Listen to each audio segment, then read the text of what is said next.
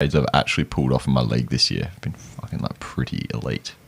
Are they as good as Jack Steele for Travis Boak 3 years ago? Boak's still been good though. No. My 2 trades have been. Let's have a look. So I traded Jed Anderson for. Oops. I traded Jed Anderson for Darcy Cameron, like right at the beginning of that run. Yeah. I'd say that's a dubs. I didn't jettison. Oh, yeah. Now it is. It sucks.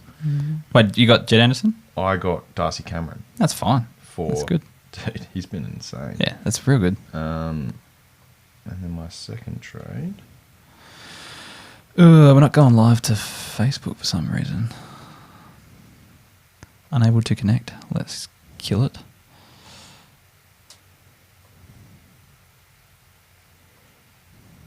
Here we go. Sending data to Facebook.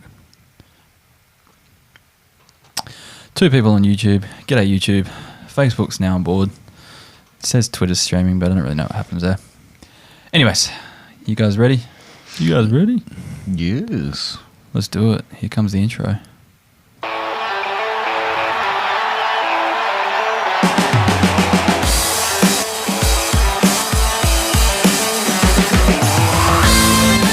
G'day listeners and welcome back to another episode of the Keeper League podcast. We're the AFL fantasy podcast that doesn't talk about the superstars. We only talk about the lesser knowns and the players that are going to bring value to your draft and Keeper League teams. My name's Hef and I'm joined by Kays. How are you, Kays? Good, Hefola. And Dossie, how are you? Good, thanks, mate. How are you? No, not too bad. Things are heating up in our home league. I was sitting, I think, 4th at the start of the round and lost my matchup and dropped all the way down to 6th. And if I lose again this week, I'm out of the 6 Oh, you're done. in my comeback season. So, yeah. Kay's lost as well. So, we're both having shit weeks. I'm calling it ladder manipulation. And I shuffled my way up to number 2. Oh, you're talking about that league that no one cares about. No, not that one. No, that's my home league. Oh, sorry. I'm coming Good. second overall. Oh, I thought you meant the one But where no, you're taking I, scouts out of the league. I defeated someone this week in our professional Keeper By League. a point. By 1 solitary point. Who was that person, Kays? Me. It was you. How's that league going? I'm pretty I'm sure. actually second. Yeah, I thought you were up there. Yeah. My team, I think, fell off a cliff this year with, I guess they made 3 grand finals early on. It's a bit old now. Didn't win. I conceded a few through the buys because we played through the buys in that league. Then I pretty much just had to. Yeah, I definitely took advantage of that. Yeah. And I have to kind of win. Yeah, most of them from now to have a chance. And I toppled off one of the premiership favourites in K's on the weekend with an easy dubs. Your team in that league does look pretty good. What are the young players you got in there? You've got Rowell and you've got Brayshaw and you got Walsh. Yeah, Walsh. I've got. Yeah, my team's loaded. Next year you'll be great. Yeah, you're going to be pretty hard to beat. Then. Well, yeah, from every year from now on. Except this year. Oh no, I'm looking at my wrong team. I'm like, one team's trash. Yeah, okay. No, I've got like Lloyd, Doc, Bailey Dale, Zach Merritt, Walsh, Brayshaw, Luke Jackson, Taranto, Billings. Yeah, pretty handy team. Tim English. But anyways, my team sucks. It's loaded. And I've just copped injuries that aren't to your stars, but they're to your serviceable players that if they go down, you've only got scrap to replace them with. That's what's happening with my team at the moment. So yeah, I think I lost Will Day again this week, even though he's been putting up huge scores. It's just another person I have to find to score me 60 points each week. At least you didn't get Callum Mills on the weekend. Ooh. Yeah, what happened in that game? I didn't really see it. He just didn't want to go near the ball. No, that's disappointing. So yeah, anyway, I think he did kind of get the ball adjacent nomination on the draft doctors. So that's an interesting one. But yeah, look, it's a nice matchup too. Sucks when that happens. Mm-hmm. Yeah, absolutely. But anyways, we'll stop talking about the woes of our Keeper League teams. And I just want to let you guys know that there is a MANSCAPED product alert incoming, boys. Oh. Now, you guys have been asking for this for so long, and so they've actually listened. So our friends at MANSCAPED are bringing the Ultra Smooth package to Australia. So you've obviously seen it in the US, but you've been saying, Hef, when are they going to bring the Ultra Smooth package to Australia? I have said that. I've heard Doss say that. And also, he's actually said when it comes, I'm actually going to get it from the post office. Yeah, when it gets actually sent to me, I'm totally going to pick that one up. Yeah, I have said that. So yeah, apparently it says here, it's time to stop, drop and order this premium shaving kit. Dos. So make sure you're going to board. I don't know if you have to order it. It might get sent to your doorstep to your post box, and you can go pick it up because you always do that. But yeah, look, everyone knows by now that the Lawnmower 4.0 is the best electric shaver for your balls. But if you're looking at a closer shave to go bare down there, then the Ultra Smooth package is the perfect set. So how smooth do you need to go? Well, I don't know. I know the Lawnmower 4.0 does get pretty damn close, so probably doesn't get everything. I have told you that there's nothing quite like a Sean scrotum. It's breathtaking. I suggest you try it. Dossie's trying to shoehorn this Austin Powers quote into it. It's a great quote. I think it's just aged. It hasn't aged well. That's all. The Austin Powers. Dude, Austin Powers is the goat. Anyway, you need to snip it up next week. Dossie, It's time to shave that bush of yours and get right to your roots with a discount just for you. Get 20% off and free shipping at manscaped.com with the code KEEPER20 and get on board the Ultra Smooth package. Anyways, let's get on with the show. Bush.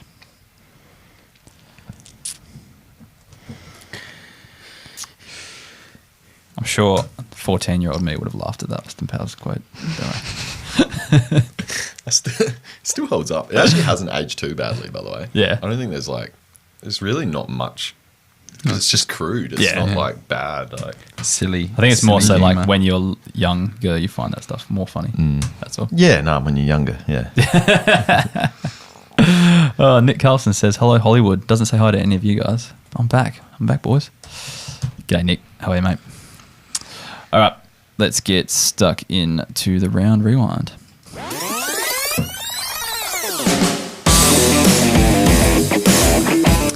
First game of the weekend belongs to me, I believe. That was the Brisbane versus Western Bulldogs game.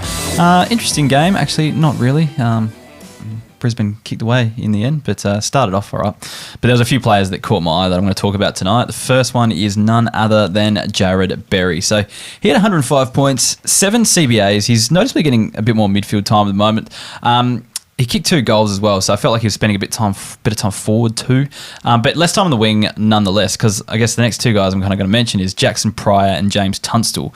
So they had 71 and 61 respectively, but they're spending some time on the wings as well. Now, they're both listed as mids, so it's like not great for fantasy scoring and bringing into your side. But the role kind of allows Berry to go inside a little bit more. I'm finding a bit as well, and with no Robbo, they're kind of playing that role too. So yeah, just an interesting one there. And I think Jackson Pryor is the one that kind of I think he's had a couple 70s now as well, playing on that wing. So showing a few signs. Just keep an eye on, put him in the black book for the future, and see what he can do down the track. And also, I know you're going to mention him for relevance in the back line, but Zorko was also getting some CBAs when he was playing earlier in the year, so him not playing probably helps with that, holding on to those CBAs inside as well. Yeah, Zorko was actually like getting CBAs a couple of weeks, the week before he got injured as well, so he kind of was moved out the back line a bit, but speaking of backmen, we'll move into it. Keidean Coleman had 105 points. Now, with Zorko going out early, I kind of missed actually the first little bit of the game, so I wasn't really sure where he was lining up, but he was out so quickly it didn't really matter, I don't think anyway, but with him out and then Rich pretty much out from half time, Noah Answorth copped a knock as well. Keidean Coleman just kind of racked him up across half back, and I know he had 100 last week as well, so I think he's gone back-to-back tons or very close to, if not.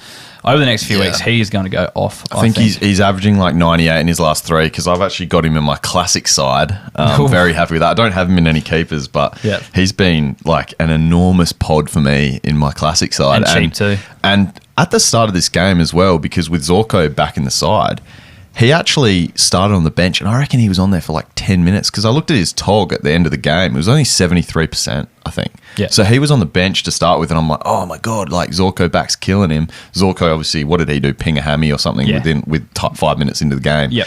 Coleman comes on and absolutely carves up. No Rich at the moment as well, so... Yeah.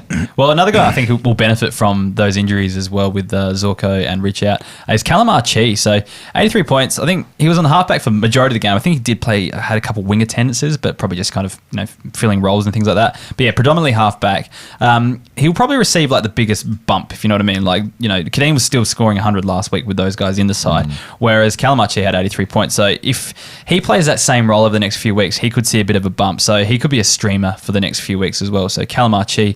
Also mentioned him on the Waiver Wire podcast as well. I think he's very lowly owned too, so might be worth a look if you need a defender. A tip of the cap, Lincoln McCarthy had 95 points, 9 tackles and 2 goals. Just nice work for him. Pressure forward, sticking those tackles. Just realised Archie's a defender forward as Yeah, well. listed as a defender. Oh, forward. Sorry, I did not know that. He's a back forward, in Ultimate anyway. Yeah, cool.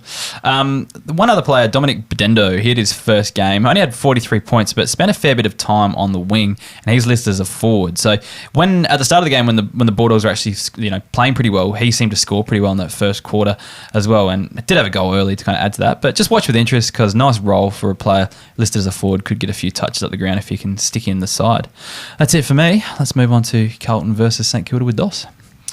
Yes, Carlton versus the Saints, and started off with a lot of run and carry. The Saints playing a very different kind of game plan, I think, from what I've kind of seen. It was a lot of just quick handballs and running off the back, and I mean, we saw that with their premium type guys like a Jack Sinclair, who's been a fantastic pick this year, going a massive 140.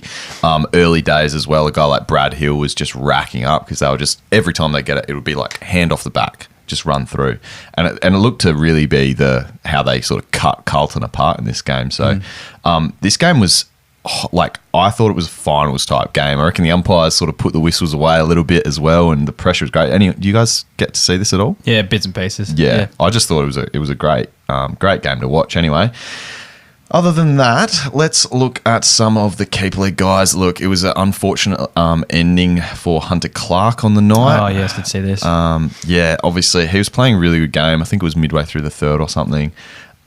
Just shocking head clash between him and Dan Butler. They were both going for a tackle, and yeah, it was cringy to watch. Just can't win, can he? Nah, and I think he was singing in the huddle after the game, and you could just see his face was just mangled. Yeah. I think I didn't get to see the roaming Brian after the game, but I think some people were saying like you saw his nose and it just looked absolutely messed up. So anyway, just see how he comes up in the next couple of weeks, but promising signs from him, and let's just hope he gets better soon because that's been a horrid run for him. Look, the other notes, just continue to stream defenders against the Saints. They're the second highest points against for defenders currently behind the Ds.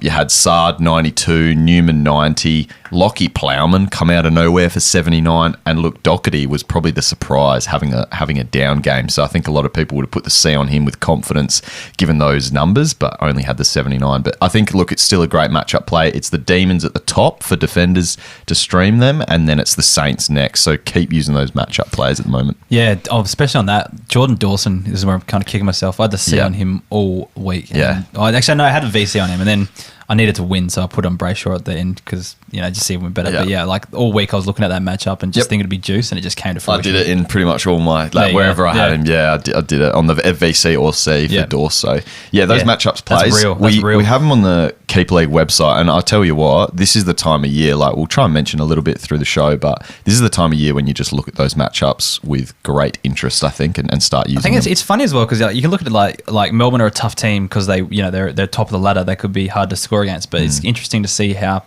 people score from a fantasy perspective against certain sides. So yeah, just make sure you're checking out those things. Like if you're not like me, I like to hold on to certain players until the last minute to like if you've got a prospect that you're like, oh, I really like, I want to see how they go through the year. If they're not playing at this time of year and you're just like, all right, well, I'm going to keep this amount of players, I think now's the time. I mentioned it a couple of weeks ago. Now's the time we can look at these matchups. Let's start streaming people a bit more likely and start cutting bait from these players and get those points on field. All right, let's get into some players. Tom De Koning, 69 points. He was absolutely dominating Marshall early. Look, he ended up getting dominated himself, but I'm looking at this as he's almost that Tim English mold of it's just a year or two too early, but I think this guy's really going to explode in the next couple of years, and I am loving him for a breakout either next year or the year after. I think, honestly, I'm seeing a lot of those Tim English. You know how Tim English kind of just started coming into his own and you see these moments of greatness? Like athlete before Ruckman, you know what I mean? But then picked up the he's taken these on. contested clunks. Like he pushed Marshall out the way like 3 times. He's got that strength. So anyway, just look to stash him or just get your hands on De Koning if you're after a ruck. Lockie Plowman, tip of the cap. I mentioned it before. Just stream those defenders, 79 points. Marcus Windhager, I'm going to mention him again. I think this guy's going to break out in the next year or two. 54 points, but he's super raw, but his tackle pressure is awesome, and I like him as a prospect. He's got something about him. Just keep him in your black book, Windhager. Billings 2G again, immediately. If he couple of games, he's got another 98. I think he's 2G. And I think his first game back was good as well when he played back before as well. Just another player, Chera. Coming back from injury. Is he buy low though? Nah. He's got like a 5 point in his thing. No one's selling him low. 62 points. No one's selling him low. Like quick trade deadline. Bit of pressure. We say buy low, but the owners like generally want to keep him. Yeah, look, if I'm just saying, you're going for finals now. If there's a panicking owner out there, you might be able to swing a fossil their way and buy him. If someone wants to sell him, sure, but like I don't think there'll be many people selling him. That's all after that one game. Essendon Swans case. What a great game it was. We're back. Bounce back after last week. We're back.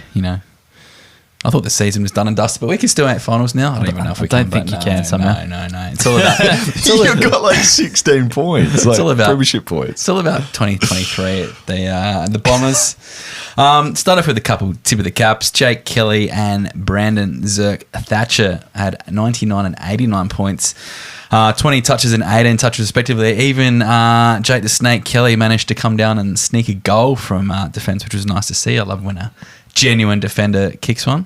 Makes me a little warm inside as a former defender myself. But really came down to their marks. Kelly had 13, Zerk-Thatcher had 9. So a lot of chippy ones down there because, the Swans really did control the ball at times, especially in the second quarter. So just tip of the caps to those two. Jake Kelly's had 3 big scores in a row though, hasn't he? Yeah, he's been starting to 99, 98, 72. He's actually last three is pretty big. Just quickly, for medium defenders, this is an interesting stat. Medium defenders for Sydney, they're pretty high, both on defence. So top 5 for medium defenders and number 3 for key defenders to score against for Sydney. Jake Kelly just intrigues me. I just don't know why he's scoring so well. Jake Kelly's had patches at the Crows where he scored really well too. But are you really going to? What's his ownership? Are you really going to trust Jake Kelly? I'm not buying it. Not yet. But if be bringing him in. But if he goes 90 again this week, that's 3 90s in a row. So he's too good for the pod, and we've never talked about him before. It's nuts. If that's the most underrated 2G for paying ever. I don't know. It won't. It won't because he got 70 the first week. So he needs another 2 90s after this, but 90 and 80.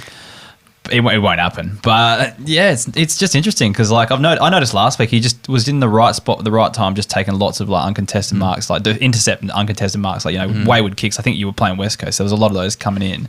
You did lose, and that then game, Saints the week before, who are a super easy matchup for defenders as well. That probably makes sense.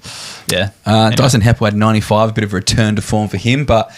Really, D'Ambrosio's rise has pushed Heppel up onto the wing, and I thought he played a really good game, especially in the second quarter when we got going.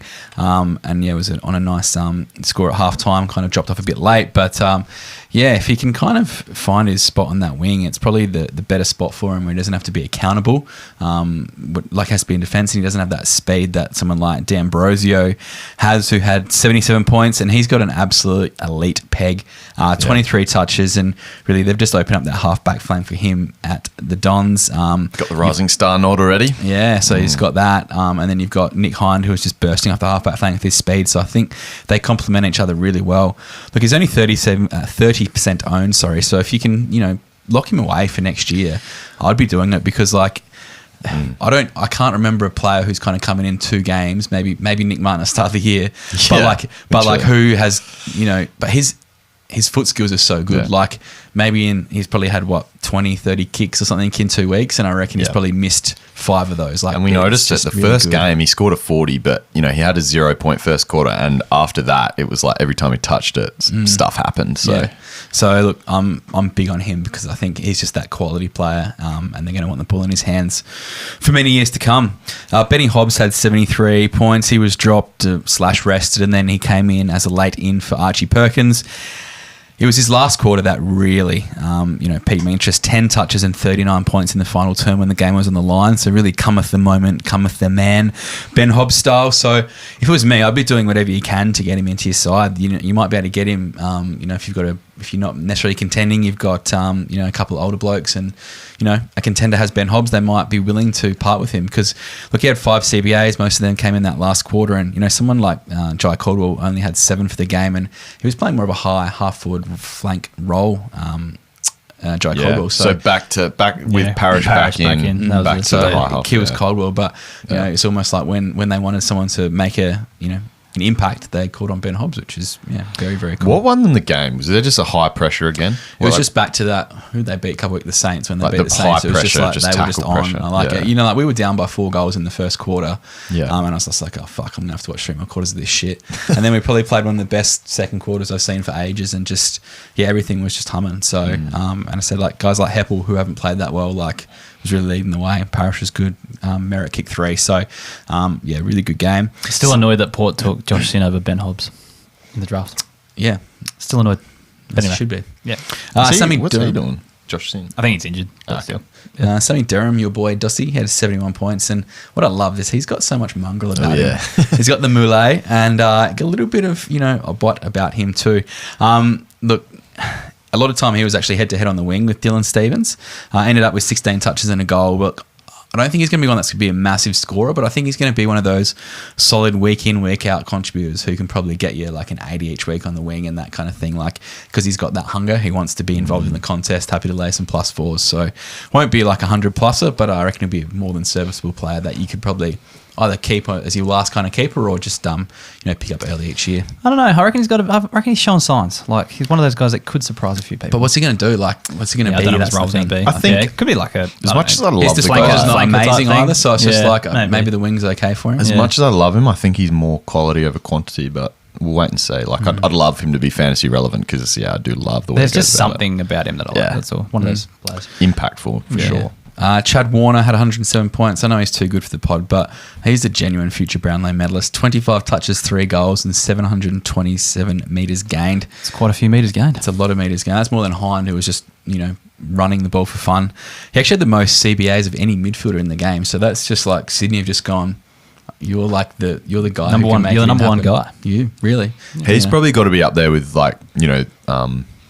it's not our job to anoint these guys, but he's got to be up there for like in the future, like that pig kind of status from the traders. I think he's one that will in the future definitely be one of those guys that he's going to be a fantasy stud in the next few years. What's he averaging this year? 80 odd. It would be in the 90s, wouldn't it? Could be underpriced next year. He's really. he's so much fun to watch too. Yeah. Like what do I? Winona, he's averaging 85.6. There you go. Could bump Yeah. that up a lot next year. Yeah, so Yeah. he's one that could genuinely break out big time next year. Buddy had 94 points and just feasted on that underman Don's defence. Kicked 2 goals, 16 touches and 9 marks. And I'm guessing, Dossie, that key forwards be great to stream against the Dons. Is that correct? Let's have a look. Let's have a look. Key forwards against the Dons. Who are their key defenders? It's That's right. What's Yeah, that? they're sort of sort of mid-table. Ridley. Really? Yeah, must be going Ninth. okay. Okay. Not as bad as I thought. Tommy Papley, the man with the fastest legs in the league, he had 88 points and he was obviously hungry. Brought some serious heat. Haven't seen him play with that intensity for some time. Hit the scoreboard 4 times, Hef, but only the 1 goal, which is unfortunate. But look, 18 touches. He was another one who had bulk CBAs, so almost played a bit of that to-go-y-like role, come in, pinch hit in the middle, and then Had go bulks, forward. had CBAs last week though as well. So interesting that they've kind of rolled with that a few weeks Rolling in a row. with that thing. Can't Just remember kind of what wish he you scored could last dish week. this kind of stuff. That is in. bulk CBAs. Yeah. He All had right. 6 less than Oh, Warner. he had 95 last week as well with CBAs. So Yeah. that's going to be a role change there. Just kind of that, he's just doing that stringer to go kind of thing where we'll go in and then push forward. I just kind of wish he could play with this kind of intensity each week because he just looked on again. He's just kind of one who's always fallen a bit flat for me as a player, I think. He should be a bit better than he is. And then lastly, our boy Dylan Stephens, he had 58 points and was on the wing all day. Only the 12 touches. But what I liked is that he actually looks like he's got a position. Most of this year we were like, where's Dylan Stephens actually going to fit in? Looked pretty, not impressive, but looked comfortable on the wing. Played a lot on Durham, a bit on Heppel. And what I really liked the most, Hef, was that you've been taking him under your tutelage. In what way? His biceps. You mean elite kicking? Python-like. Yeah, they did say at the last start of the year that he had been putting a lot of time into the gym and trying to. They actually were prepping him for some inside work earlier this year. I know he's still playing out He the looks wing. very but lean that's and what they were trying fit, to do. but Yeah. strong though. Strong. I'm just trying to think who's been on the wing. So like McInerney was back this week, so that's fine. So he doesn't take a spot. Then they were playing like Mills and Heaney on the wings a bit as well. But Heaney's pretty much up forward now. So there there's might be there's a lot of guys that they roll through that. Yeah, but like yeah. Florent Stevens is had it? No, Florence been a half back. Stevens had yeah. a lot of time on that wing, so maybe that's Yeah. his role. And if it is, I like it because it's got a purpose. The thing we flagged on the Wave Wire podcast is Kennedy was playing on the wing quite a bit earlier in the year, and I know you're not a fan. Just and 'Cause he's I old. He's agree. too I agree. old. Like I don't think it's the role suits him, but they always try to shoehorn him in somewhere because he is a champ. Like they did with Mundy, I guess, at Fremantle as well. They've got him playing on the wing. Well, not this week, but in previous weeks had him playing on the wing a fair bit. Like they might do something like that with Kennedy again, which might be bad for Stevens because realistically, what's probably going to be better come finals time? Dylan Stevens on the wing getting 12 touches, or Josh Kennedy with that leadership type thing playing on a wing. Depends I own Stevens and I love him. Don't get me wrong. It depends. Like you can say that, but how many teams have been burnt? Maybe not at AFL level, but like so many like grand finals that we've probably played in, or like reserves and stuff at amateur league, where like they're giving the old guy a game, and it's just like pings are having, or it's just not up. Like it's just like the intensity rises come that time. So probably like a bit different at AFL. I understand that, but like at the same time, Josh Kennedy's missed 6 weeks, and you want him to play on the wing where some of the most aerobic athletes play. I'm not sure. Like I said, it's just they were doing it earlier in the year, so I don't know what the go will be. That's all. Be interesting. Not saying I agree with it. I like it though. I like that he's got that role. So at least it's something we can kind of look forward for. Hopefully, the gets rest of the another year. few weeks. Yeah, without getting dropped. Adelaide versus Melbourne. So I took a look at this one. Yeah, just we were talking about before the kind of defenders against Melbourne. Well, most notably Jordan Dawson was the big one there. But apart from that, there wasn't too many others that went big in this game, but there's a few ones to look at. So Sam Berry, he had 93 points. I think he's a player that's going to be in that Adelaide midfield for a long time to come. Had 13 tackles, and everyone says is he tackle dependent? And yes, the answer is yes, he is tackle dependent. But he averages 9 tackles per game in his second season. It's huge, and he's had 13 tackles 3 times this season. So it's not like it's foreign for him to do this. So yeah, I think it's just going to be a decent avenue for scoring, just like it is with someone like Jack Steele. So there's a lot of debate about where it's sustainable. I think it is with Sam Berry. I don't know if he's going to be an elite midfielder, not going to be 100 plus, but he's going to be a serviceable one that can go between 80 and 90 most weeks, and it rounds out your midfield. What does he add on the outside, or apart from tackling? But the thing is, I think you've got Keys, you've got Laird. They need someone in there to do that. So it's like to balance out the guys that already can get the pill on the outside. So he does. I don't know. I think he does provide that different element in the midfield. Yeah, he's a ball winner and just a tackler as well. So he's that kind of does the jobs on. He's players contested. Like he just doesn't have that uncontested. I don't think he's going to be a 100 plus averager year on year. But he's going to be like Cunnington. that kind of thing. That last midfield that can round out in your keeper leagues anyway. That kind of M6 type thing that scores pretty well each week. So maybe a bit higher, M5 type thing. The issue is next year he's going to be mid only. So exactly. That's what I mean. Centre forward status this year. That's what I mean. This year he's going to be. This year he's quite serviceable. Because he racks it up a little bit in the sample though, doesn't he? He can find the pill in the sample. He's been in really. It's just been tackling numbers too. Okay. I think he did have a couple of good numbers, but he's been in the AFL for quite a while now. Because he's 20. Yeah. It's his second season. Yeah. Wayne Miller, he has 77 points. It was his best performance from the season, especially from a fantasy perspective, but probably real footy perspective as well. Playing forward, though, so that's not his best role for fantasy, but I think it was just good and encouraging just to see him do something for a change. So, Wayne Miller, good on you there. We'll keep watching you over the next few weeks. Jake Saligo, 73 points. What was interesting, he just started on the inside a lot more, had a few CBAs early, moved to the wing pretty early in the game though, but I think just it's a good sign for the future that if he's getting CBAs and they're kind of testing him out in there, I think that's might be like a future intention. They mentioned Miller moved onto the wing on the radio when I was listening. Did you notice that? Or? Did not notice it at all. If he did, he wasn't getting his possessions were kind of wingish. I don't know. He was definitely playing forward though. It's like a smiley face. Yeah. He was definitely forward. Yeah. So he might have been working up the ground. But I was watching the wing attendances pretty closely. I know you do. Yeah. That's what I was asking, because I think they mentioned it. Obviously, I think I'd trust Hef over the I might have had a brain lapse, but it was very highly Saligo and Haitley on the wings. Yeah. So, yeah. So that's it for me. Oh, no, sorry, that's it for the Crows, sorry. A few Melbourne players to look at. Just Stephen May, tip of the cap, 86 points. That magical 10-plus marks there, Kays, 86 points. Yeah, is he not 2G this year? Don't think so. I don't think he's averaging over 80. He's never been 2G really on this show. He's always borderline. I thought he was last year. He's just so serviceable. Yeah, just serviceable player and gets lots of kickings. 70 average this year. Not quite. James Harms, 83 points, just rotating between that midfield and forward. It's kind of what he does. He's like another one of those borderline 2G players. I think given he's listed as a forward in the AFL fantasy format, that's pretty handy. And Charlie Spargo, this is not a real fantasy watch just yet, but I guess more of a role change. Just spent a lot of time on the wing. See, I was watching the wings there, Dossie. Spent a lot of time on the wing this game as well. So just watch that role if he can kind of get up a few extra touches on that wing list as a forward. If it's permanent, I don't know. They might have just been trying something against a lower ranked side. But yeah, that's just an interesting watch there. So check out that role. We'll move into Geelong versus North Melbourne. Jeremy Cameron, 143 points, kicked 4 goals.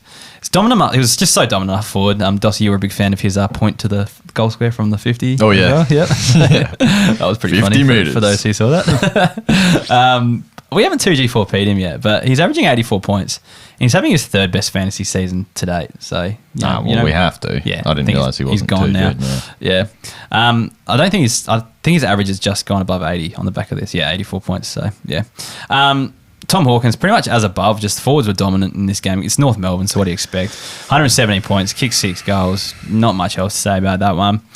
Reece Stanley, 99 points. Yeah, they are. They're just a basket case. Reece Stanley was on top against Cherry. So, Goldie was spending a bit of time up forward. I think just Reece Stanley's always been a pretty good fantasy player when he's in the side. It's just a matter of him getting picked each week is the issue. But with the ruck scarcity, if he's floating around, I actually looked at him on the waiver wire podcast. He's like 90% owned. So that's how dire it is with rucks, I think. Everyone's just picking anything up at the moment. Did he get injured? May have. I did fall asleep at the end of this game, so he may have got injured. I'm not 100% sure. It says out. Oh, is that AFL app though? Yeah. They do a few dodgy ones. I don't know. I don't remember it if it did. Mark Blitzarves, 99 points. So he still scored okay, spending less time in the ruck. He was playing on the wing predominantly, really. 99 points there. I guess he's still listed as a ruck. And if he plays on a midfield role, he will score okay. So I'm not too concerned about him just yet. It's when he goes to play a key defensive role is the issue. But I don't think they'll do that with him anytime soon. They've got enough other people in defence, like Zach Guthrie. The Zote. He had 83 points in defence with the absence of Stewart. I love that you're so on board this as well, guys. Not as dominant, obviously, as Stewart usually probably is. never down there. Give him a break. Has his place in kicked 2 goals. Has his place in the side for the next 4 weeks at least, that's for sure. He's improved heaps this year. Reads the play really well, intercepts, takes a grab, push forward for a goal. He does that quite a bit, actually, I've noticed since I've watched him. He loves to sneak forward. But yeah, just so much fantasy potential. Just needs to stay in the team week in, week out. So you got to get him this week. Defenders against the against the Demons too. Yeah, well, there you go. Oh yeah, Guthrie is going to go huge. 120. 110, I reckon. 30? 130. I'm just going 110? We'll meet in the middle, 120. 120. All right. Sam Menegola, 71 points. So playing on a wing and a halfback role, just building after a long spell out. A player that you could just get really cheap, I think, who could put up a 70 to 80 each week. And it's just a handy player for those leagues that play utilities like ours, where you kind of need to find 3 extra midfielders to chuck somewhere. He kind of feels into that calibre. Can play a variety of roles as well. We've seen him play on the halfback in a final series a couple of years ago. We've seen him play forward earlier on in his career. I wouldn't be surprised if he gets a DPP somewhere in future. And, when he moves onto a wing for, those periods of the game, he can score okay. So one I would just be kind of stashing away if you can get him cheap for next season, because sneaky chance of a DPP. Remember, I'm just saying stash all these guys. I don't know, it's just they can't get worse, can they? Nah. He moving on to North, so yeah, some players that stood out, which were few and far between. Jaidyn Stephenson. See, that's who I thought you were talking about. Sorry. Oh, sorry. I was going to say, that's probably really confused me about stashing Menegola, because I was talking about stashing Menegola for next year only. Jaidyn Stephenson had 97 points. Playing in defence, so no Aaron Hall or Bailey Scott in the side. He went back and took a bunch of kick-ins as well. And there was just so much chipping around that half-back line as well. So it felt like they were just too scared to move the ball forward because they'd just give it back to Geelong. So they were just trying to keep it, in their hands. So I reckon just get on board Jaidyn Stephenson, especially while Hall and Scott are both out. Because, he will be racking them up if he continues that role in defence, because it was super fantasy friendly. Another one, Keidean Coleman, might go okay. Might be a stream option for the next week or two with those guys out. He had 96 points, and just on the back of that, North just kind of not wanting to actually turn the ball over, just trying to keep it in defence. Just so many junk possessions. He had 11 marks, and basically all of them were uncontested. So just chipping around.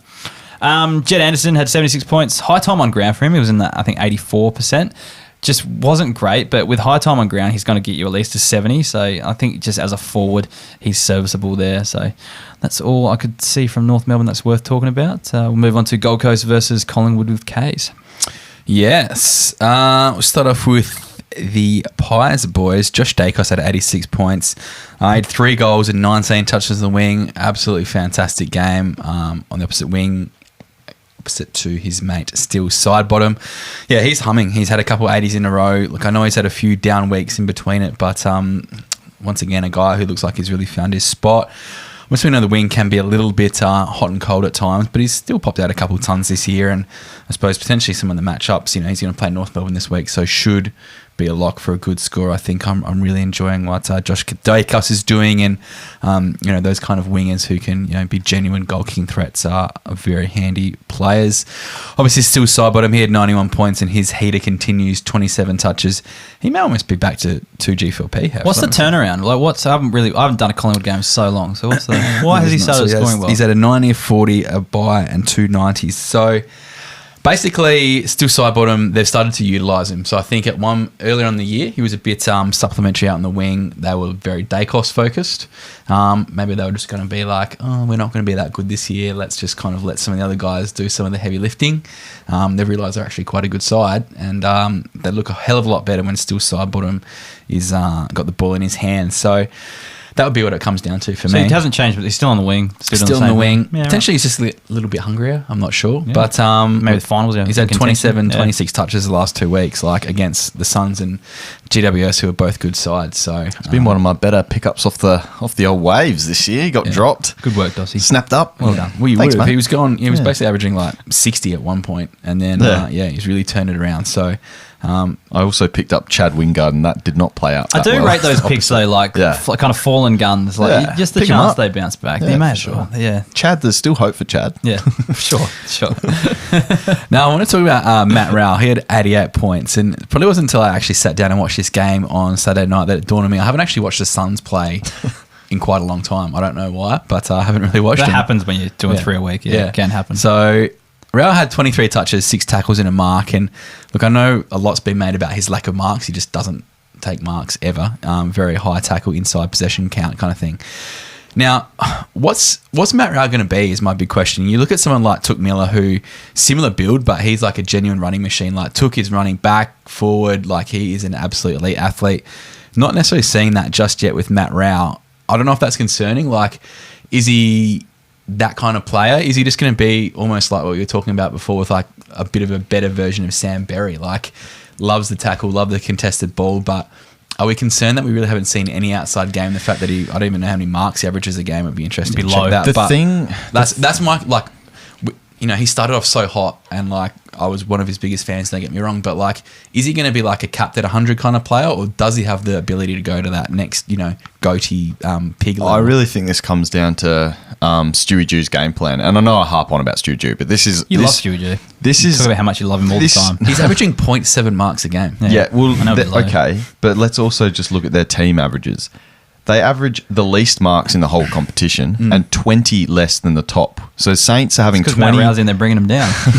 Do you know what I mean? They're like, look at all their players aside from the top couple. Like, Took Miller's the only one I think still averaging over 100 in their whole team. Yeah. That last time I checked, which was granted a few weeks ago, they had like 2 guys over 80 for the whole team. It's the game plan. They're they're the new Richmond, except probably, I'd have to go look back. I'd say they're worse, like fantasy-wise. They're second bottom for AFL fantasy points scored, but below the Weagles for fantasy points scored this year. Like, it's just their game style. So I think if you look at Rowell and you're like, where could his ceiling be? I think way higher if this ever changes. But it just depends, because they're competing at the moment, which is obviously just a high inside 50 game where they're just going there as quick as possible. Yeah. But that's where like guys like Lukosius, Jack Bowes coming back in. Like, these guys are all pretty much, they're not going to be massive scorers until this changes. And I think with his contested ball winning, like, that's the hard part done. Yeah, like, if you look at it like in terms of scoring, he scored 88 this week with only 1 mark. When you factor in when you take a mark, you usually have a kick or a handball as well. He only needs to take 2 or 3 more marks a game and develop that over the next few years to kind of push that 100 plus average. So like, I think as well in being effectively really only his 3rd year, and probably less when you factor in all the footy he's missed in terms of games played. I'm sticking by him. I think if he's doing this now, I think he just needs to add a few, what are we few talking tweaks. Like 110, 120, or is it just he's going to be? I reckon 105, 100, 105. So he's not going to be a top legs. massive. He's not going to be one of these like sell your farm for Andrew. No, Brayshaw but like kind an of M3 guys. type thing. Yeah. I reckon. This is a damning stat. They only average 7 more disposals than the Roos Jeez. as a team. Yeah, it's not a high fantasy game, is it? The unfortunate thing is for you, like as a big Suns man, like Stewie Drew's gone nowhere. Like they're almost going to play finals. love No, him, but all I need is for a few players to leave. Right, Matt Rao's not leaving, man. That's your problem. No, I don't need Matt Rao, just someone You else. need, Just someone someone else. with the initials Just, B you know, and oh, F. that other It's just guy. like, Yeah, it's like yeah. all my the favorite super players. sub. All my favorite players are like in prison over there. That's free, locked up. free my boys. Isaac Rankin is another one. He had 90 points, and he's genuinely come a long way this season. And what I like is he's built a bit of a fantasy game too. You know, like he kicked 4 goals, had 18 touches, and played an amazing game. But probably one of those games where you're watching, you're like, I probably had like a 60 or something like that. But then you go back and check the score, and you're like, oh shit, like he actually did put up a good score. So, and his what's his rolling average lately? He's done a few. Yeah, good 78 scores. in his last 4, averaging 61. So, like he's kind of coming of age. It's taken him a while, but yeah, I reckon it could be genuinely Isaac Rankin time. Borderline keeper, I reckon, for next year, but almost one that you go pretty early on in a redraft, Especially at some point. forwards hard to come by. And if he gets that, he's going to get mid-time eventually, surely. He's too good, like too talented not to. Yeah, he'll be that guy like The pinch hitter. like the Yeah. Rosie that takes a little bit of time Yeah. and goes in there. Oh, Like yeah. imagine trying to stop him at a center. Like he already forward craft. If they do stoppages, it's always hit to him and he gets out. Like that eventually is going to be used in the midfield. He's so good. Yeah. Connor Buderick had 67 points. Really enjoyed what I was seeing with him on the weekend. A bit of Caleb Daniel about him, very small man, but Love a the really good ball user. Takes the kickouts, etc. 17 touches. Did go off injured, so not sure what happened shit, there. yeah, I saw So that. it was either just an come back from ankle or something. hamstring, He just came back from wasn't he? it. Yeah. It's like he rolled an ankle or something like that. So hopefully it's nothing too bad, but still I'm kind of chips in on him next year because he's had such a good year coming off an ACL. So Always love him. yeah, Buderick for a watch for next year. Jack Bowes, his second game back, he had 61 points. Started the game really well and then faded a bit, but he's building after missing a huge chunk of footy at AFL level, 18 touches. And just lastly, just talk on the 2 Gold Coast Suns debutants. So James Cheetahs, who averaged about 110 in the SANFL last year. I have no idea how to actually say either of his names. Thank you. I was excited to see James Cheetahs go about it. And, like he saw him a couple of times and I was like, oh, yeah, I don't know if you're quite, AFL level, but, whatever. And I was like, 23 points. He's had a stinker. Then I just went to the old TOG. 35% TOG for a 27-year-old debutant. 27. Yeah, he's Way 27. to go, Stewie. He's 27 and he's basically played a quarter of football. Way to go, Stewie. It's unfathomable. No wonder he didn't look up to the level because he probably wasn't on the ground for more than 3 minutes. Poor Cheetahs. So it's really hard to gauge what Cheetahs can do. And then Hoago Way, I believe is how you say it. Yeah, that's yeah, 34 sounded right. points. Kicked a really nice instinctive goal, but kind of like Cheetahs, minimal TOG. Only played the 49% time on ground for the game. Not necessarily a fantasy type, I don't think. And obviously it's really hard to tell with Cheetahs. So see what happens with Stewie Jew and his boys next week. Don't say anything about Fiorini. Don't say anything 41, about Fiorini. 41 total minutes and 0 CBAs as Wonder what well. Fiorini which could have is done in that what's his time. role? Isn't he an inside? He's an mid? inside mid. Oh, yeah. way to go, Stewie. I think he's a McGarry medalist. Jesus. It's nuts. All right, let's move on to Richmond versus West Coast with you, Dossie. I didn't see a second of this game, so tell us about it. Yes, it was an interesting game. The lads are competing, which is what's important. The mighty Weagles have started to turn it around. Obviously, I'm going for the number 1 draft pick, so I'm a bit disappointed by that. But look, it's good to see them at least compete and putting in some strong performances. So I think it's still stream against the Weagles, but just beware, there might be a little bit of fight back in the next coming weeks. To start, though, this game was incredibly mark happy. It was a chip fest between both teams. And if you look at the stats, I reckon if you go to the first quarter stats, it's pretty alarming. There was I mentioned a few players here, like Ralph Smith had 10 touches, I think, in the first quarter, ended with 14. It was that sort of a game where the first quarter was just wildly unpressured marks, and then the pressure kind of heated up. But anyway, let's talk about a few of the players. Just notably, Prestia out with that concussion last week, so we kind of suspected Liam Baker would take that role. He did.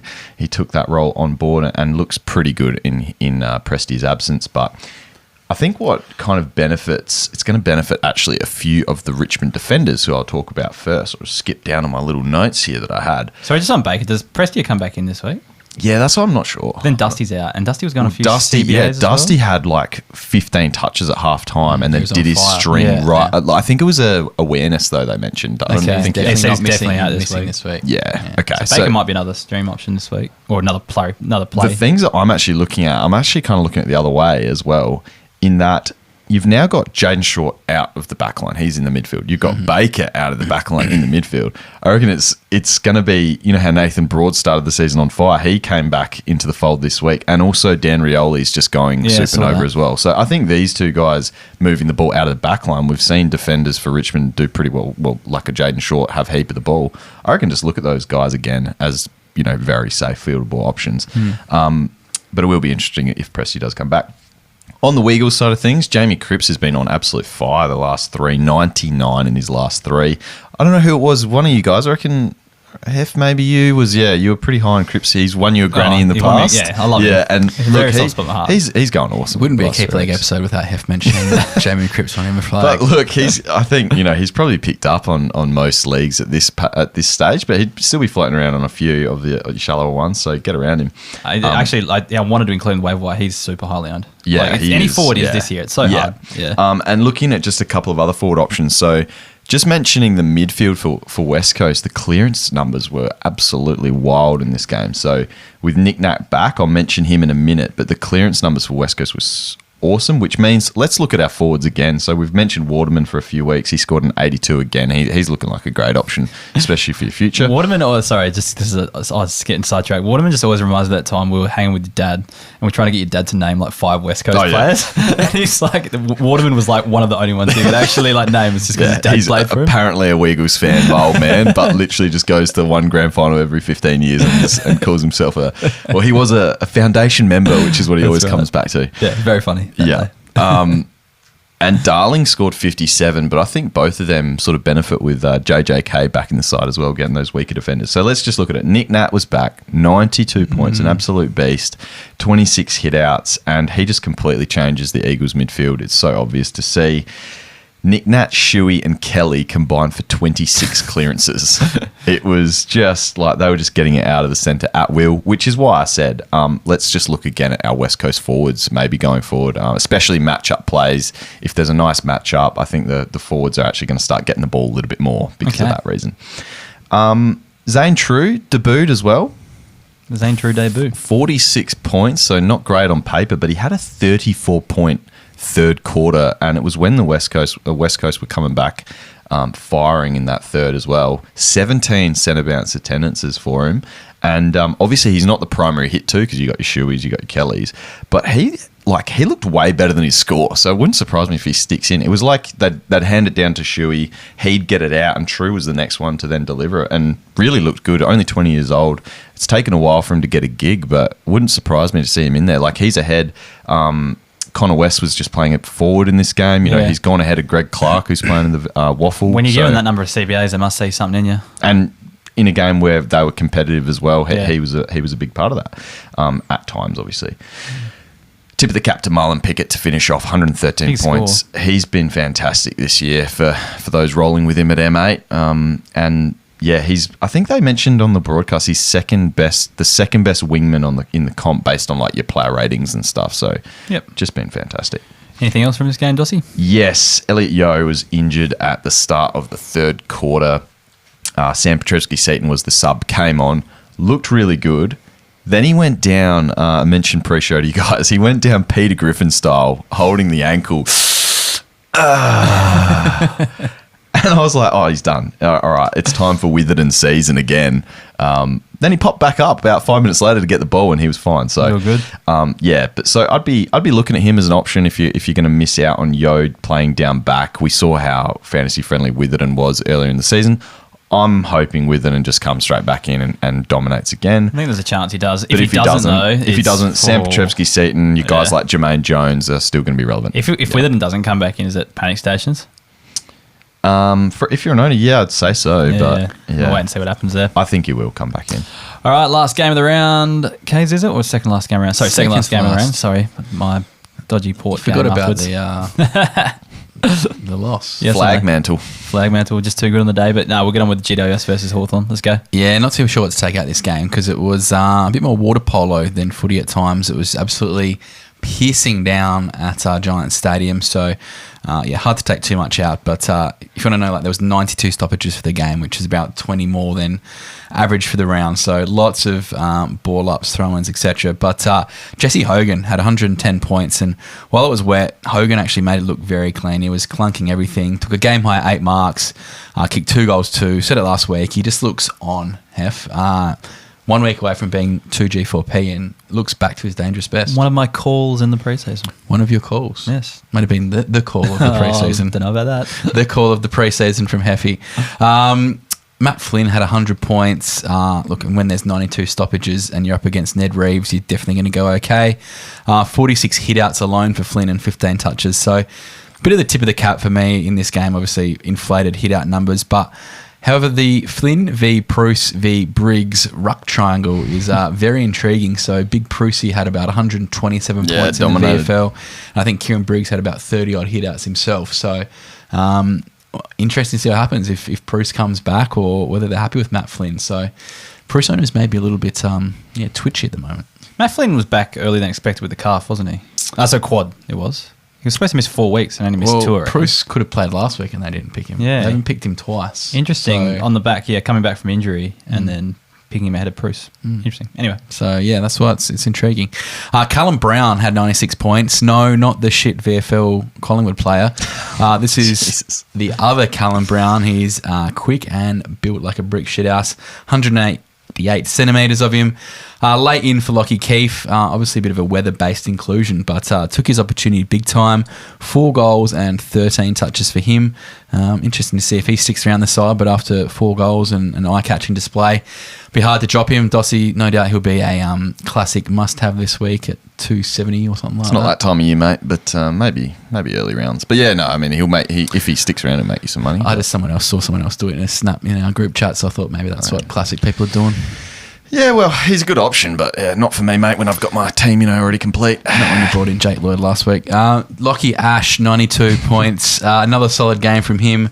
21 touches and 4 CBAs. Now, interesting with Ash and probably the GWS mix. So Jacob Hopper returned to the VFL on the weekend after missing, I think, and he played round 1. So it's going to be interesting to see what happens there. Like Tanner Bruin had some CBAs, a few weeks back, but basically Taranto came in and that was dead. So he's lost his CBAs. Ash had, 4? I think Ward had 6. Does Hopper just kind of come in and take them, or does he kind of affect, if Hopper comes back in, does he affect your Tarantos, your Canelios, your Greens? That's going to be a big question coming into finals time for some coaches. Bit of smoke about, I'd say our boy, your boy, Tanner Bruin this week.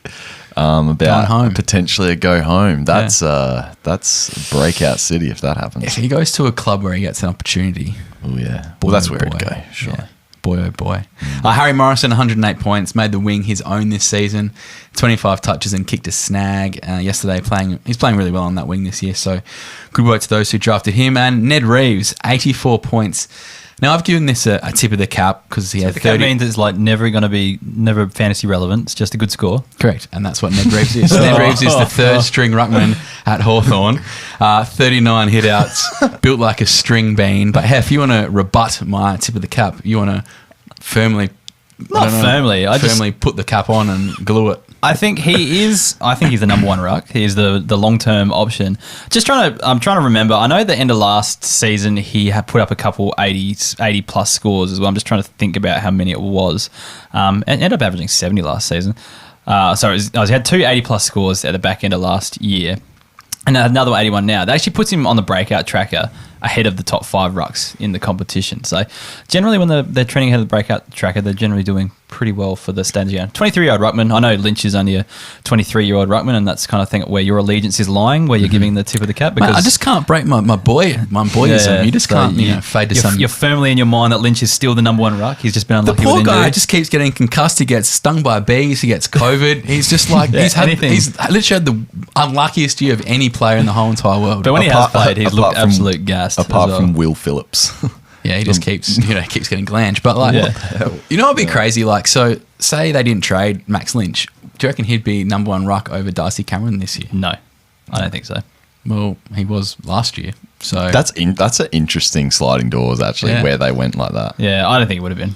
Cameron's been awesome. he's been Yeah, I know, awesome but because they- he got, yeah, but but like if they last had- year, Lynch yeah, was like the if they had ruckman when Lynch, would Grundy they was have out. brought him in? Yeah, I don't know. I just Because he don't would have think- been ahead of Cox Yeah. until Cox kind Yeah. of proved himself this year. So. Yeah. Yeah. And Cameron can play forward. Look, so Sliding doors. Our new segment. Tune in next week. What could have been? What could have been? All right, move on to the next last game of the round. Finally, sorry, Fremantle versus An Port absolute Adelaide. cracking. I actually had two really good games. I had the Saints Carlton one, which was a ripper, and then this one, which I thought was fizzling out, but I really enjoyed watching this game. I'll have a good game this weekend. Nice. yeah. Oh, this was Geelong awesome. versus though. North. Fucking Did you ripper. even get to see this one? I saw the second. Oh, most of the second half. Oh, not all you, of it. you got yeah. to see the best part as a Yeah, Port yeah. supporter, but Yep. they gave you a bit of hope and then took it all away in the end with Freo getting over the line against Port. But yeah, Port stormed home. Let's talk about a few players. Oh, my boy, Miles Bergman came in as a late in, and this is why I enjoyed watching this game so much because he was out there. But look, he's super classy. Hasn't changed in my mind where I consider him. I don't know why he hasn't been playing more this year. I think he should have been in the team. A lot of outside types, similar positions. Yeah, but he's up there with one of the better ones. So 70 points for him, late in for Dersma, playing on a wing. I was looking at those wing attendances for you there, Hef. Thanks, mate. And he was on there plenty. So, look, I still love him as a stash and a breakout option for the future. He's just up there with one of my boys. He's put on a lot of size this year, which you can see. Obviously, I had the pre-season interruption with some shoulder surgery as well. So, another pre-season under his belt next year. I'm tipping a third-year breakout. Wouldn't Yep. be surprised if we Huge. move Yep. on some of these outside. Carl Amon's pretty much on the trade Yeah, table. well, if he's out, gone. if he Yeah, leaves, so- let's look for that because Bergman Yep. is my boy. Watch out. Jace Burgoyne made his debut, and a lot to like about him too. 68 points. The socks were pulled up, looking very nice on him as well. Great look. But look, he's a bit of a string bean, but 18 years old, and he was super composed. I compared him a little bit to a Heath Chapman in the way that I saw him in his early years. Like, you know, he's still in his early years now, Heath Chapman, but the way he's just super composed down back, you just think he's been there for years. And, you know, he had, I think, 17 touches on debut. 17 touches, 5 marks in a heated contest that this was a top four kind of what looked like a top four contest between Port, who have sort of come back, and Freo, who are in the top four. So Port don't beat top four teams, mate. Haven't done it for 6 right. years. Yeah. Let's talk Anyway. about Charlie Dixon, 85 points. He's looking like a really nice fieldable option whilst he's got this role. Depends if Lysette comes back soon, though. That might be the dream's over. But he's changed the game incredibly in like just quarters he's taken over the last 2 weeks has changed the game. So it wouldn't surprise me if he holds that role and they just keep finlacing forward. But both of them have had an impact, so it'll be interesting to see what happens.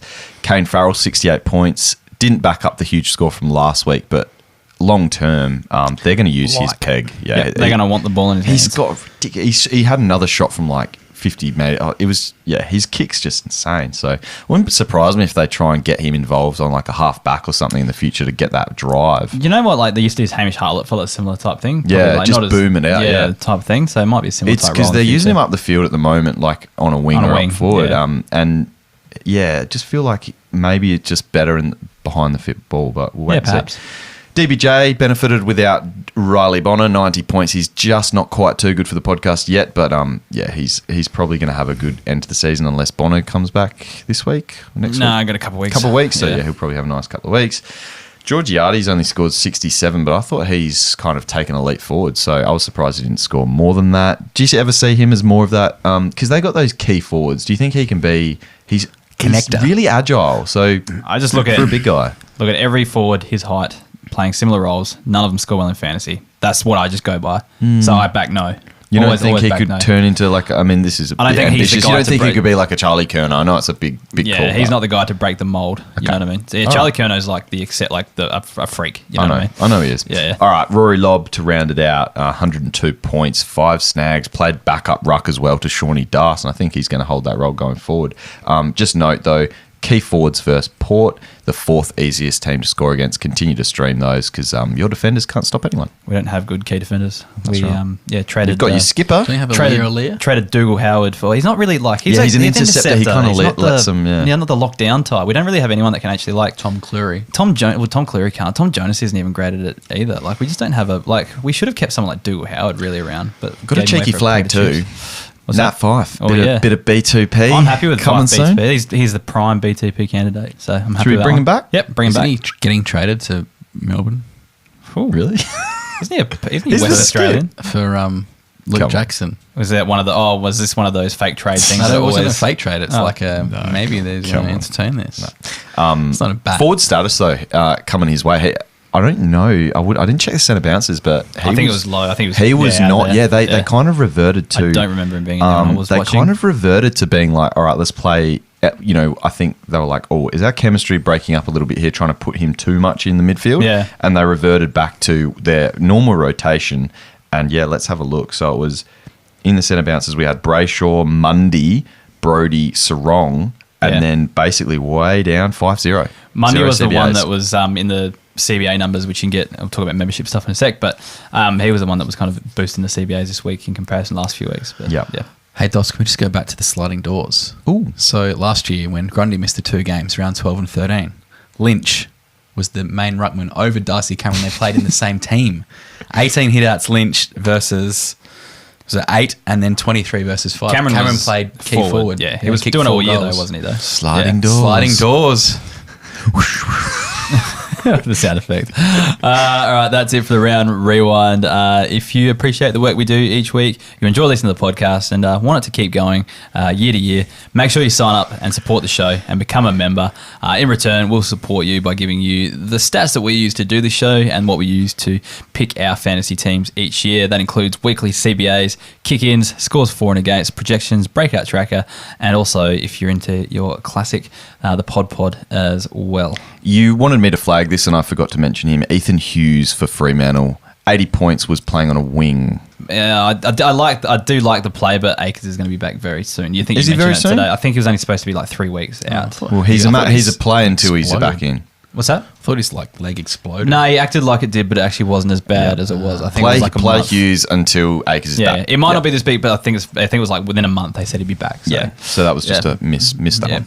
Anyways, so any if you want to sign up as a member and support the show, make sure you get to the link in the description below and hop on board. Each week we thank 10 gold members. Dossie, I reckon it's your turn to read this one out. Luke Richardson, thank you very much. Come on down. We got Dave McGill, Adam Parry, Dale Gaskell Cassis, yeah. sorry, Jacob Politank, John Harmey. Oh, we know boys. John Harmey. Boys.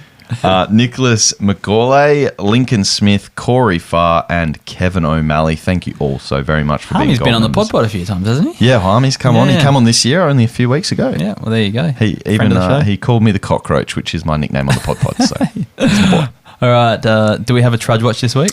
Trudge did not play. Ah, damn, so we won't Bye. play the Bye, theme. unfortunately. Damn. You All can right. play the sound effect. Nah, that's right. I might play it at the end. We'll move on to the listener questions. I just want to play the sound effect again. I've got no comments on it. I thought we'd get heaps. I'm the roach. Yeah, you are. You are the cockroach. What's your ranking now, Dos? 7-9. You're not catching me. I scored better than you this week I again, know, I and I saw. have Tanglish on the pine. I No, scored but did better you than see all my? of You see my guys. trade though? What was it? Oh yeah, Oh, that's why. so funny. Who was it supposed to be? It was still gonna be. It was still gonna be Steele in, but I think it was gonna be Hobbs to Steele. And it was lucky Hobbs came back in, so I could just play Hobbs back on the field. So it was meant to be Hobbs to Steele, and then Jackson. So I was supposed to have that extra bit, but so I probably wouldn't have been that much better. Steve Jackson, Gorn's back this week anyway. Yeah. So GG. Oh well, wasted 2 trades getting in. That's why. Yes.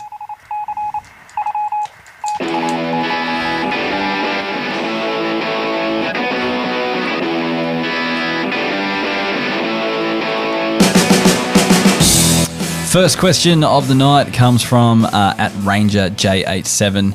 Hey gents, is Snelling worth a hold? Pretty disappointing return thus far. In our league case, where we keep 16, you couldn't hold Will Snelling. But do you think he's got some potential going forward, being a Bombers man? I think he could. Yeah, Like he's only played 3 games this year. And he's missed a shit load of footy. Like he missed the first 3 games, then played 34% told, got injured, then has kind of come back and just he's not fit. he's playing a lot closer to goal this year as well, isn't he? He's just not fit though. Yeah, Because They have to play him close goal because he can't run because he's like That's what I mean, yeah. he averaged 78 last year. Like I wouldn't be if you can hold him, I'd be holding him. Yeah. Yeah, I think I remember this debate in the preseason because you guys had him K's 27, Hef 34 in your rankings. I had him way down at 68, but it was only because his tackle numbers were very high to get that numbers up, and like I just didn't see that being sustainable when they had. I think he had a bit of mid-time last year when they were missing all their guys, and I just didn't see the tackle numbers being He was sustainable. on the wing a fair bit. I remember wing attendances, like that's what I love watching him each week. He was on quite a few last year, whereas like this year I just saw him moving, like not getting as much time on the wing, moving closer to goals. So that's just what I thought would happen. But it doesn't really matter because the injuries have affected. We haven't really seen him going forward. But hold maybe in really deep leagues, but you're probably dropping otherwise, I think. I think if you're somewhere around that 15 to 20 keepers, you can make a case, I reckon. Yeah. Yeah. Oh, 20, it'd be easy to make my 20, that's for sure. At Willie 1998, Himmelberg buy low after an average week. That was just weather affected. So he had his first down game, did he? He didn't actually get Yeah, in the 60s, 60s, yeah. But yeah, it was fucking... Yeah. I'd still be holding the faith. Noah was building an ark next door. Was he Is that what it still in defence? Oh, okay. Was he still in defence? Yeah, it was Yeah, just then, wet. yeah. Like buy low if you can, but I don't think... All midfielders scored well because it was just Yeah. contested tackle. Ball up, kick. I wouldn't be selling him if I was the owner though, so I don't know if you could buy him low. Don't sell him. At Jack 3021583, don't know why I read all the numbers, but there we go. I have been offered English for Mills in a keeper league. What are your thoughts? Oh, that's a tricky one. It's a great trade. These are the trades that I want. These are trades that would just never happen though. But That's they're the thing. great. I know, but They're obviously happening because he's been offered. yeah, sure. This is a great trade. I don't have any problems with your trades, Kaz. It's just that you mentioned like you need to be trading this player now, and like no one wants him. Like no one's going to give me anything for He's like, him. no one wants Jake Lloyd now. That's tough. They both got sort of weird injury, like... Can I just say Jake Lloyd was the top 5 scorer for Sydney? No one scored well. That's all. Like he was still fine. He was the 19th best scorer in the game, Yeah, I know, but that was just Sydney being trash. which is not great anyway. Yeah, that's my point though. Like he's fine if Sydney are It's fine. all right. Whatever I say, I can't win that argument. But, Okay. no, I like Mills because Mills is a genuine captain option, I think. I'm English, but I'm starting to get concerned with these concussion stuff keep coming up. I'm But Mills yeah. just for the ceiling. Like it's more consistent, that ceiling. So I'm Mills just for the captain option. I just think anyway. we're seeing the next, like we saw how dominant Grundy was for a stretch there. The English is... Yeah, but you say that, but then English has been you've so dominant. also said that like Jackson's the next big thing and De Koning's the next big thing. I reckon there's like the next crop of ruckmen are like elite athletes. The thing is though, Tenglish is here now. He's already doing it, and we can see it, and we've seen it for the whole year. I know, but like we've seen just with rucks just chop and change like this year. I'm just scared that. Yeah, I don't know. That's a fair call. concussion's That's a fair. massive thing. Yeah, as it well. is. Yeah. Anyways, I think we answered that. At Major Van Bam, is Jake Waterman fieldable as a half forward flanker? Dossie, I think you answered this earlier on the show. What's that? Sorry, Jake Waterman, fieldable. Yeah, especially I think the clearance numbers, like I mentioned, I know it was against Richmond. They tend to give up a few clearances. It's not their real game style, but with West Coast's midfield getting better with Nick Nat there, I think the forwards will get some. Yeah, we'll get fed a little bit more. And with JJK back in the fold, Kennedy, you'd expect, Waterman will probably get a weaker defender and get a couple of nice scores.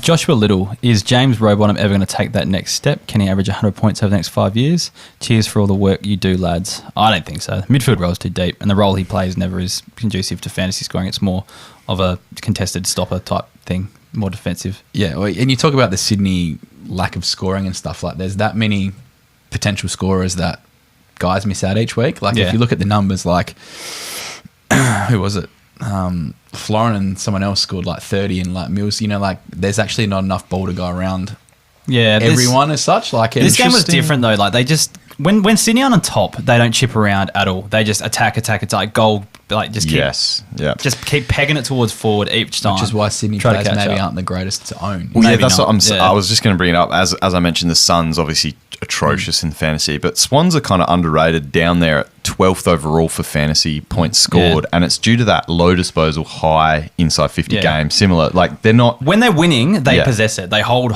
set up plays, all that sort of stuff. But when they're behind, they're just frantically trying to get it forward. It's really annoying. They're not like those like the Blues, Bulldogs, Giants, and those sort of teams, and the Cats, I guess, are always kind of possessing. These guys just like bang it forward, like you say. So I guess you really have to look at Sydney and go like, are they going to be a winning team over the next 5 years, or are they going to be a struggling team over the next 5 years? I think that's the way. And they're probably going to be a winning team. So, but at the moment, they're struggling this year. They're dropping some games, and that's kind of affecting their fantasy scoring as well. So I think long term he'll be okay, but I don't think he's going to be 100+ average anyway.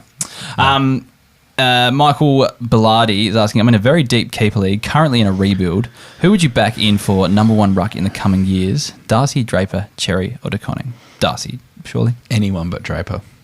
Oh, yeah. True that. Yeah. Oh, that's tough. I mean, I know you love DeConning. I do, yeah. It's Darcy clearly out of those four. Because he's shown the most so far. After Darcy, it's tough. Yeah. Probably not Draper's Draper. fourth. Yeah. Draper's fourth. Draper's probably fifth out of Cherry those and four DeConning's tough because Cherry, the pathway to him being a, number one ruck very soon is I reckon if Cherry was the number one ruck right now, he'd be going bigger. Yeah. But I think Tom DeConning is the number one ruck. His body's ready to go. You can see it. Tom DeConning's got that potential sniff. But probably at the moment, from what we've seen, Darcy, Cherry, TDK, Draper. So North are completely crap, right? So you're going to kind of expect that some of the players aren't going to score as well as they could because their team is good. Exactly. Does that work with the ruckman though? Because he's got first opportunity. Could he be the exception to the rule? If North is shit for the next 5 years, could he be one who's always a good scorer, or does he kind of get brought down by the level? I worked this out today. Actually, I was trying to think of rebuttals for your Ned Reeves call. I worked this out today just because I was bored. Ruckman score 30 on average, the league average. Ruckman score 35% of their score from hitouts. So it's not uncommon for them to if a ruckman can actually get hitouts, he'll score generally pretty well. A large chunk of their scoring will be done that way. So I think sometimes the rule can be kind of different for ruckman. If you look at Goldie over the years, one of the best ruckmen going around of a generation, really, has played in some pretty rubbish north side and still scored okay. So maybe it is the same. I don't know. I think it just depends if he gets the reins too. What's his CBAs aren't ruck numbers yet. Yeah. He's only at 50% for the year. That's what I was saying. If Cherry was getting DeConning numbers, he'd be going big. Yeah, yeah. Anyway. Last question. Stephen Trelaw is asking, in a keeper league, what do I do as a Dusty owner?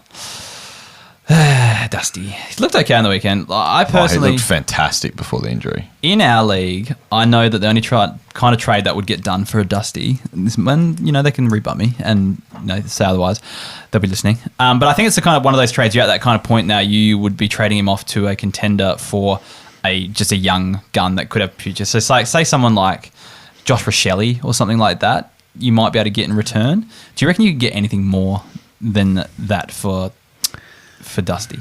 I missed the game on the weekend, so I can't really see. But if he went back to his best, but from what I've seen from Richmond before he got injured on the weekend, he's been half forward flanky. So if you're a Dusty owner and you were offered Rochelle and you weren't contending, would you take it? I think I'd want a little bit more than Rochelle, like a pick or something back in the direction. Or maybe just the next level up. I don't know who that would be, but off the top of my head. But I don't know. I'd be happy to move him on. Yeah, I just honestly don't think you're getting much more than that from him. I'm just thinking in our league. If you're thinking next level up rookie, you're not thinking Horn Francis or something like that. Would you be giving up a Horn Francis for a Dusty? Would you give up a Nick Martin for a Dustin Martin? No, absolutely not.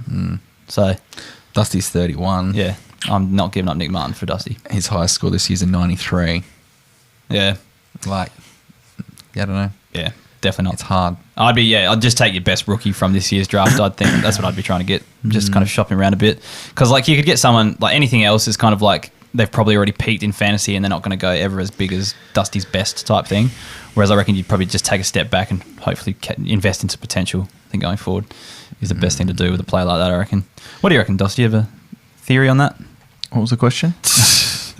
Well, what do you do with a Dusty? So my proposition was, would you would you go Dusty for Rochelle or something like that? Because I reckon that's the only type of trade that would probably get done for him, to be honest. Yeah, I mean, if you can. Yeah, you can take that. Depends, yeah. Yeah. Anyways, I think Dusty's already tuned out, so we might wrap it up. I was actually just trying to propose a trade for Jaidyn Stephenson. I knew that was going on in this room while I was bloody doing this anyway. We'll wrap it up. Get around us on Facebook, Instagram, Twitter, YouTube, and TikTok. Want that juicy roll. At Keeper League Pod on all of those. Manscaped, make sure you get around them. Support the sponsors. You support us. Use Keeper20 at manscaped.com. Get 20% off and free shipping. And as always, make sure you support the podcast. Keep it running week in, week out by becoming a member. There's a link in the description below for that. Anything else from you two lads? No. I want I want Jaidyn Stephenson back. I want my Stevenson back. I knew that was coming. All right. See you, listeners. Talk to you soon. Bye. Hey. I knew there was another Austin Powers reference coming. I didn't. It just came organically. That's good. Can you hit the offs? See you, peeps.